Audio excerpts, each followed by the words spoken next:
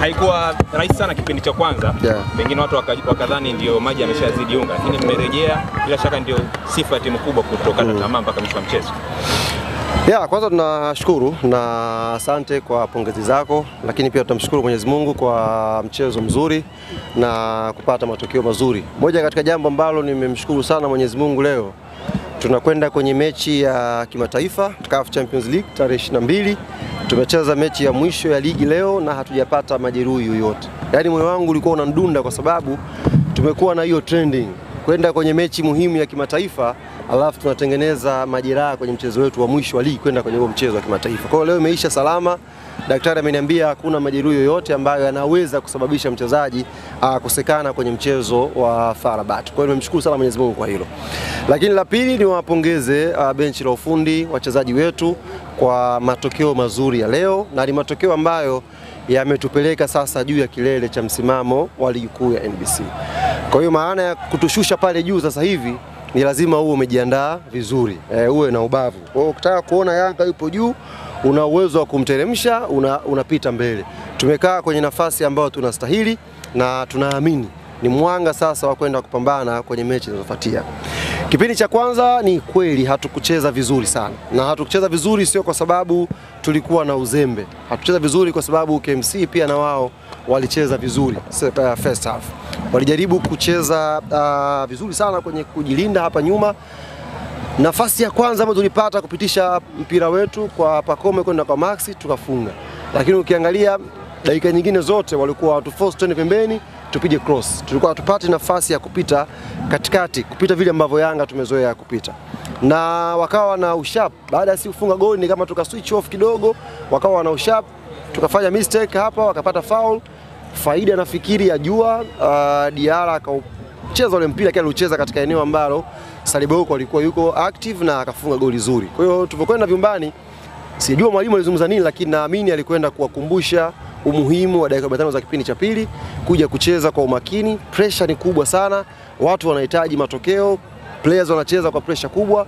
Baada ya goli la pili kila kitu kilifunguka. Nafikiri uliona nafasi nyingi, magoli tumefunga mawili mengine tena, players wakaanza kucheza bila pressure. Na hii inairudia kila siku. Kinachotuumiza hapa sasa hivi ni pressure tu. Pressure hii ikipotea, tukianza kushinda kwa ushindi comfortable namna hii, tukashinda kwenye michezo mikubwa, tutakuwa kwenye nafasi nzuri ya players kuonyesha zaidi kile ambacho wako nacho. Hali inaanza kuondoka sasa kwa Andy Boyeli Tembo, ile wamefanya vizuri sana. Sisi niwape kidogo shule hapa. Nimeona kuna mtu mmoja yule akili hana. Nikisema tu bahati mbaya hapa, yule akili hana. Alikuwa anazungumza kuhusu usajili ambao Yanga wamefanya msimu huu. Baada ya kutoa kikosi akasema, mbona wanaanza wale wa msimu uliopita? Jamani, sisi tulifanya usajili kwa ajili ya kuboresha timu yetu. Hatukufanya usajili kwa ajili ya kujenga timu yetu. Wachezaji ambao unaona walikuwa last season, mikataba yao iliyoisha, tuliwaongezea mikataba. Lengo ni kuhakikisha wanabakia na wanakuwa wachezaji muhimu kwenye timu yetu. Tungekuwa tuna ulimbukeni tu wa wachezaji wapya, maana yake tungemwacha Maxi asingeongezewa mkataba, tungemwacha Duke Abuya asingeongezewa mkataba, tungemwacha Mudathir asingeongezewa mkataba, tungemwacha Pacome asingeongezewa mkataba. Lakini ukiangalia tumeongezea mkataba wa wachezaji muhimu, maana yake tulikuwa tunakuja kuboresha timu yetu. Hatukumsajili sisi Boyeli ili aje aanze mbele ya Prince Dube. Tulikuwa tunaamini tuna striker wetu namba 1, Boyeli aje kuongeza changamoto kwa striker anayeanza. Hivyo kwenye nafasi nyingine. Nafasi pekee ambayo mtu yupo anaanza comfortable kwenye timu yetu sasa hivi ni namba 10 ambayo anaanza Mohamed Dumbia. Kwa nini? Kwa sababu namba 10 wetu wawili wote wameondoka. Ameondoka Azizi, ameondoka Chama. Kwa hiyo Dumbia ndio namba 10 mpya, ndio maana anaanza. Hata Mzizi angekuwa fit, maana yake hata Chikola angekuwa anakaa mbao. Sio, unaelewa? Kwa hiyo sisi hatukwenda kujenga timu, tulikwenda kuboresha timu. Kwa hiyo hawa wapi wanaokuja hawa mdogo wanatakiwa waingie kwenye timu kwa kuonyesha ushindani. Kama hivi anaanza Dube, akija Boyeli anatakiwa aonyeshe kwamba anaweza kucheza vizuri kwenye nafasi. Hivyo akija kucheza Musa Balakonte, akija kucheza Lassine Kouma, wanatakiwa waonyeshe kwenye nafasi hiyo mimi mpya naweza kuofa kitu kikubwa. Na hapo ndio timu bora inapatikana. Sio tu kama unasajili mtu kwa sababu ni mpya unamuingiza kwenye kikosi. Kwa hiyo hata Boyeli anatokea bench kwa sababu anatakiwa alete changamoto kwa anayeanza. Kwa changamoto ikiendelea, maana yake wewe ambaye unaanza sasa ambao ulikuwepo last season, ukizembea huyu mpya anachukua nafasi yako, anakuwa regular kwenye kikosi chako. Sasa hii ni shule ambayo nilitakiwa niwaite, niwaeke chini, mlipie, niwape. Lakini bahati nzuri tu leo na mood nzuri nimewagea hii faida. Nataka unielezee tukio moja wakati wa penalty. Pacome alienda kuchukua mpira akampelekea Boyeli. Alafu baada ya kufunga goli, Pacome akakimbia moja kwa moja kwenda mimi nilikaa zangu pale, nilikaa pale. Boyeli kasababisha penalty, Pacome kamwambia Shea lete mpira. Tunaongoza 2-1 Lile goli lilikuwa la 3 na uwa mechi. Pacome kaomba mpira, nikasema hiyo kamba hiyo. Ghafla Boyeli akamfuata Pacome, lete mali. Akasema Boyeli, mbona hujipendi? Hivi funga macho, Boyeli angeka nje ile. Saa hizi. Lakini ameonyesha confidence ya striker. Ameonyesha namna unavyotakiwa ujiamini kama mshambuliaji. Alikuwa anahitaji goli moja kupata hiyo confidence. Mshambuliaji mwingine line hivi huwezi kuomba ule mpira. Kaushika Pacome ujue. Kaenda kuomba yeye, niachie huo mpira, mimi niweke kambani.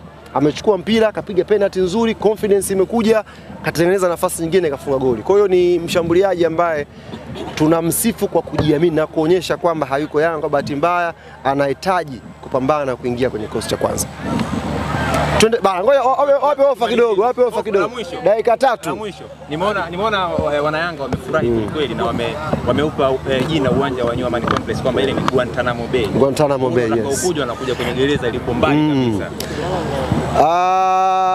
Kule New Amaan Complex kule patafanyika mabalaa makubwa sana ndugu zanguni. Patafanyika mabalaa makubwa sana. Tulichokifanya sisi tumefikiria mbali. Ndio maana tumekwenda New Amaan Complex. Na umekuita vizuri ndugu yangu. Kule ni eneo la mateso na mtakwenda kushuhudia. Wala msiwe na haraka. Tarehe 22 dhidi ya FAR Rabat. Tukio ambalo tunafuata sasa hivi hapa, tunakwenda kuzindua jezi zetu za kimataifa. Na tutakwenda kuzindua jezi hizi siku ya Jumatano kama sikosei, Jumatano kwa mujibu wa ratiba ambayo imepangwa. Tutakwenda ku-launch jezi zetu za kimataifa ambazo tutachezea mchezo wa kwanza wa FAR Rabat. Niwaambie mashabiki na wapenzi na wanachama wa klabu yetu ya Young Africans. Haya leo ya ligi yameisha hapa. Tuna kibarua kizito kweli tarehe 22. Tupo kwenye kundi gumu, tupo kwenye kundi zito. Na sisi kwa sababu ni timu kubwa ndio tumeweka ugumu pia kwenye hilo kundi. Ingekuwa si ni timu mbovu tu, watu wangesema kundi hili kundi mchekea. Lakini tumekwenda pale kwa sababu tuna deserve kuwa miongoni mwa story kubwa Afrika. Sasa hii tufanye vizuri. Kwani kuna timu inacheza mpira? Timu gani? Tumalizie. KMC watu. Madogo test taa. Hata kutest taa. Tumalizia umeme hao. Kwa hiyo tuendeni tukajiandae vizuri kwa ajili. Sawa kocha.